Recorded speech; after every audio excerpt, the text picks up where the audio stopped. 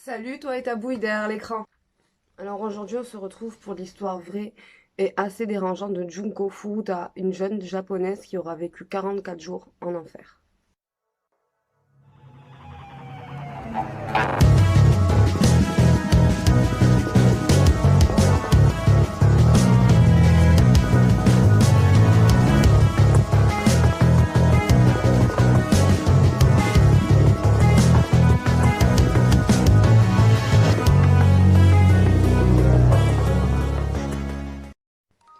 Alors Junko était une lycéenne lambda, quoi, une lycéenne comme les autres. Elle n'avait pas vraiment de problème, ni plus de soucis que les autres. C'était vraiment une élève lambda. Il n'y avait pas plus à dire sur elle que ça, vraiment. Le 22 novembre 1988, Junko va être enlevée par 4 de ses camarades j'allais dire de classe, non, du lycée, parce qu'il y en avait des plus grands et des plus petits qu'elle. Donc ils n'étaient pas dans la même classe, mais ils étaient dans son lycée. Donc elle va se faire enlever par 4 autres élèves. Les garçons étaient âgés de 16 à 18 ans. Les 4 étaient âgés dans ces eaux-là. Donc. Alors de base, je voulais vous dire les prénoms, mais j'arrive pas. J'arrive pas à dire leurs 4 noms. Donc je vais vous mettre une image avec leur tête et leur nom, ça ira plus vite et tout le monde s'en sortira comme ça.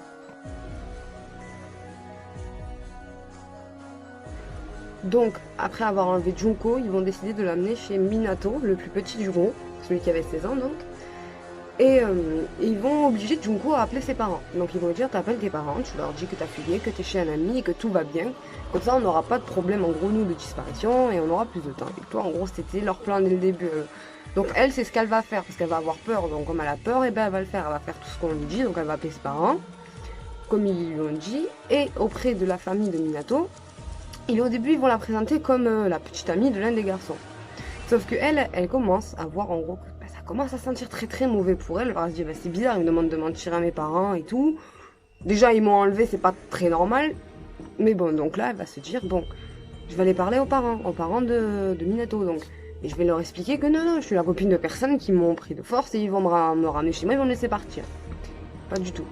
Ah, pas du tout. Les parents de Minato, ils vont lui dire, en gros, très clairement, non, non, ma chérie, nous sommes désolés, mais comme l'un des garçons fait partie des groupes de Yakuza, nous, on veut pas de problème, pas de représailles, donc débrouille-toi avec eux, nous, on n'est pas dans l'histoire. Donc, ils vont littéralement... Tout ce que je vais vous raconter là, sachez que ses parents ont laissé se passer tout ça. Ils savaient hein, tout ce qui se passait. Ils sont pas à l'ouest non plus, donc ils savaient tout ce qui se passait et ils vont rien faire pour Junko dans tout ce que je vais vous raconter. Et déjà là, dès le début, ils ont refusé de l'aider. Et ça, faut s'en rappeler, parce qu'avec tout ce que je vais vous dire, vous dites c'est pas normal qu'on fasse rien quand il se passe ça sous notre propre toit au bout d'un moment. Enfin, je sais pas.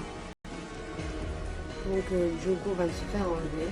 Et comme je vous ai dit dès le début, elle va vivre 44 jours là d'enfer. Mais elle ne le sait pas encore. C'est que le premier sur les 44 qui vont suivre, mais pourtant je pense que ce qu'elle a vécu en 44 jours, ben franchement certaines personnes ne vivent même pas en toute une vie, et heureusement, parce que juste l'une de ces choses, on n'est vraiment pas censé le vivre. Donc pour ceux, je tiens à le dire, vraiment, pour ceux qui sont trop sensibles, ne regardez pas la suite de la vidéo, arrêtez-vous là, voilà, vraiment, stop, on arrête. Parce que les détails qui vont suivre sont vraiment dérangeants. Je vais vous raconter tous les détails, il n'y aura pas de photos. Hein. J'ai trouvé des photos, mais je ne vous les mettrai pas. Vous pouvez les trouver sur Google si vous cherchez bien, mais je vous conseille pas d'aller le faire, parce que je les ai vus sans le vouloir. Ah c'est voilà, j'ai rien à ajouter.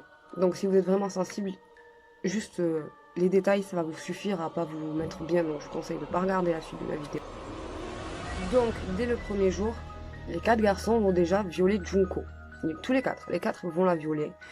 Ils vont l'obliger à manger des cafards et à boire son urine. Dès le premier jour, donc elle est là depuis quelques heures, et elle avait raison sur son instinct, ça sentait la merde. Donc, déjà à partir du 11e jour, ça commence à être vraiment plus violent ce qui se passe, mais vraiment, vraiment. C'est encore, vraiment. Le premier jour, c'est déjà assez chaud ce que je vous dis, mais là, ce qui va se passer là maintenant, on entre dans un stade de psychopathie. Je comprends pas. Donc, le 11e jour, ils vont frapper Junko au visage. En partie au visage. Et quand ils auront fini de s'en prendre à son visage, ils vont la suspendre au plafond tel un punching ball humain, littéralement. Vivant, quoi. Et ils vont la frapper. Et ils vont la frapper tellement fort que son nez va être fracassé et elle pourra plus du tout respirer avec. Elle va être obligée de respirer par la bouche parce que son nez, bah, il y en a plus, voilà. Vraiment, littéralement, elle pouvait plus. Il y avait plus, en fait, si vous voulez, les narines pour permettre de respirer après ce qu'ils lui ont fait. Et on est qu'au 11e jour sur 44. Et elle a déjà plus de nez. Ils vont également l'obliger à boire beaucoup d'eau. Donc ils vont lui faire boire plusieurs litres d'eau pour ensuite la frapper avec des espèces d'haltères dans le ventre. Donc pour provoquer une réaction, comme vous le savez, qui peut conclure à un vomissement. Pour ensuite lui faire manger son vomi.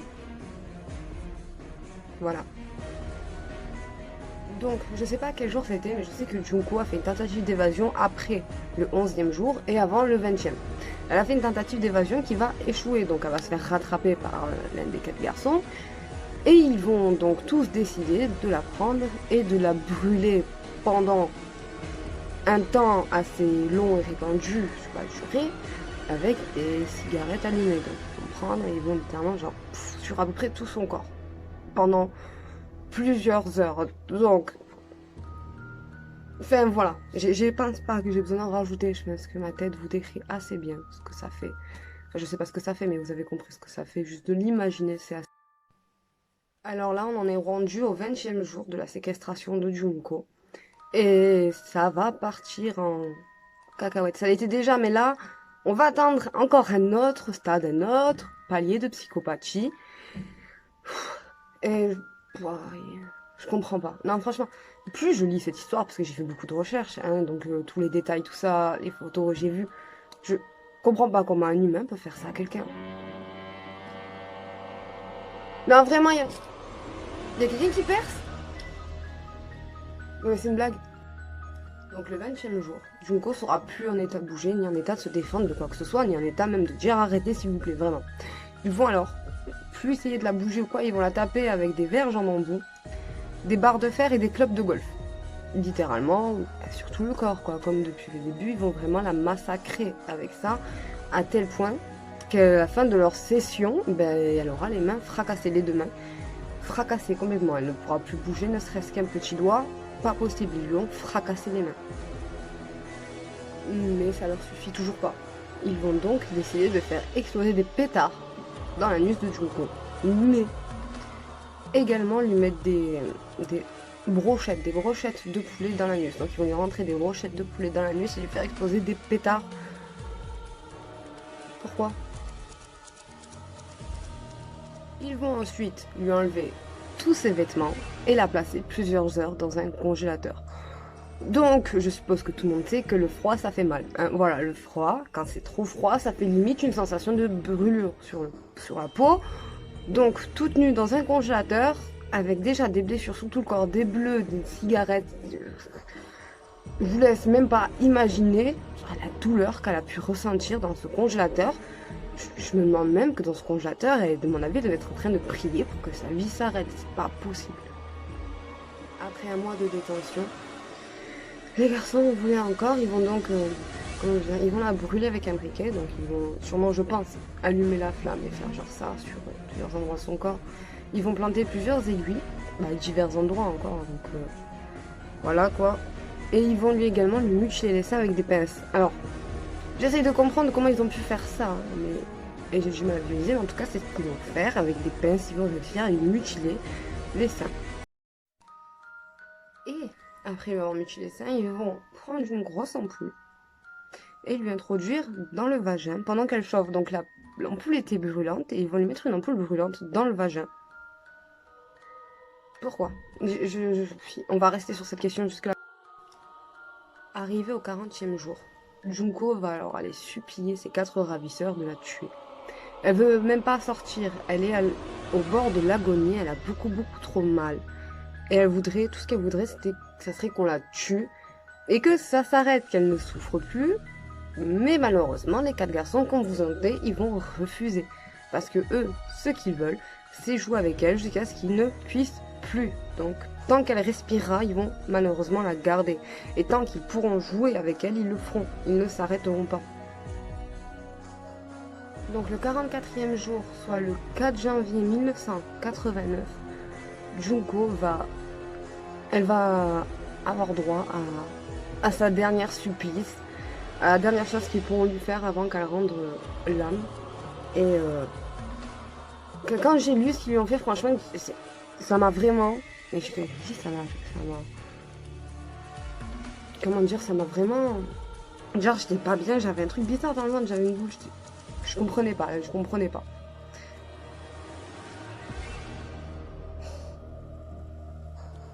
Le 44e jour, ils vont donc la frapper, comme aux habitudes. Ils vont aussi également cette fois la brûler, mais avec de la cire. Donc, vous voyez par exemple de la cire de bougie. Quand la bougie fond, bah, y a de la cire qui coule. Et bah, ils vont lui mettre ça en gros sur le corps pour que ça la brûle.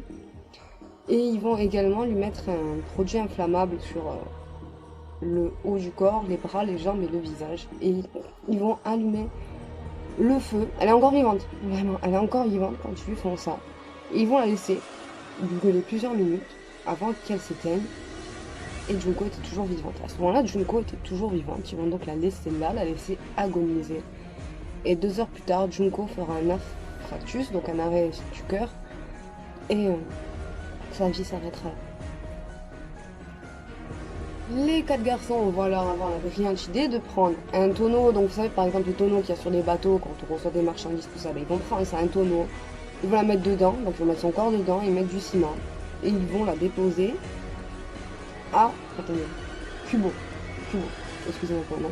Une ville à côté de là où ils étaient, donc à côté de Tokyo, donc ils se sont même pas foulés. Donc le corps, en fait, il va vite être retrouvé, comme je vous dis, parce qu'ils ont même pas cherché à le cacher. Et comme à ce moment-là, l'un des 4 s'était fait arrêter pour une autre affaire, ils vont vite faire le lien, en fait, ils vont comprendre. Et du coup, les 4 vont vite être arrêtés et vite être interrogés à propos du meurtre de Junko. Pour se justifier, ils diront qu'ils ne se sont pas rendus compte de l'état de Junko et qu'ils pensaient que c'était une simulation de sa part et qu'ils n'ont donc pas réagi. Vraiment, ils pensaient qu'on pouvait mettre le feu à une personne et ensuite se dire qu'elle simulait en criant. Littéralement, c'est ça qu'ils essayent d'expliquer au monsieur qui enquête, l'enquêteur. Clairement, ils essayent de faire coller ça. Mais, mauvaise nouvelle pour eux, après mûre analyse, l'enquête va révéler que Junko a été violée plus de 400 fois. Et malheureusement, sur ces 400 fois, les garçons n'en reconnaîtront que 105. Et ils découvriront sur le corps de Junko différents types d'ADN et plus de 100, en gros plus de 100 ADN retrouvés sur le corps de Junko. Elle s'était faite violer, pas que par les 4 garçons, mais par une centaine d'autres personnes, dans le plus grand des calmes. Donc ça veut dire qu'il y avait au minimum 100 personnes qui étaient au courant que Junko était retenue là, même plus de 100 personnes, dont les parents de Minato, toutes les personnes qui ont violé Junko, et sûrement d'autres personnes de l'entourage, tout ça. Et personne, absolument personne, n'a prévenu la police. Ils ont tous laissé Junko se faire torturer. J'arrive pas à comprendre comment une centaine de personnes, sur une centaine de personnes, il n'y en a pas une qui s'est dit ce qui se passe là. Non, c'est inhumain. Pas une seule personne ne s'est dit il faut arrêter ça. Non, ils l'ont tous laissé. Ils l'ont tous abandonné comme une merde. Ça me... Alors arrivé à ce moment-là, les Japonais vont considérer que les 4 garçons peuvent être littéralement jugés comme des majeurs par rapport aux actes qu'ils ont faits. En gros, voilà, tout simplement. Donc ils vont être jugés comme des majeurs. Et il y a également, attendez, il faut que je retrouve le nom du magazine. Le journal Shukan Bunshun dévoilera les noms au grand public. Donc c'est un journal qui va dévoiler le visage et les noms des garçons. Parce que le journal va estimer qu'ils n'ont pas le droit à ce côté privé parce qu'on est mineur par rapport à l'acte qu'ils ont commis. Donc ils sont très clairement révélés au grand public et tout le monde maintenant sait qui ils sont, sait qui a fait ça. Et ils vont être vus en tant que personnes majeures. Les parents de Minato vont être attaqués par la justice civile et ils vont devoir en gros payer, ils vont plutôt devoir vendre leur maison pour pouvoir payer les dédommagements à la famille de Junko pour en gros une espèce de non-assistance à personne en danger. Eux, les garçons, auront seulement des peines entre 5 et 20 ans. Et 3 d'entre eux vont faire appel et auront 3 ans de plus que ce qu'ils avaient déjà. Mais au jour d'aujourd'hui, on est au courant que les 4 n'ont fait à peu près... Enfin, le maximum, c'était 10 ans de prison et le moins, bah, du coup, 5 ans. Mais que du coup, aujourd'hui, ils sont en liberté, donc ils n'ont pas fait... Enfin, celui qui avait copté 20 ans ne les a pas fait. Donc au final, aujourd'hui, tout le monde est en liberté pour un meurtre aussi grave que celui-là. Enfin, à quel moment la justice peut planter à ce point-là? On peut parfois mettre des gens en prison à perpétuité par ils ont pas commis de meurtre.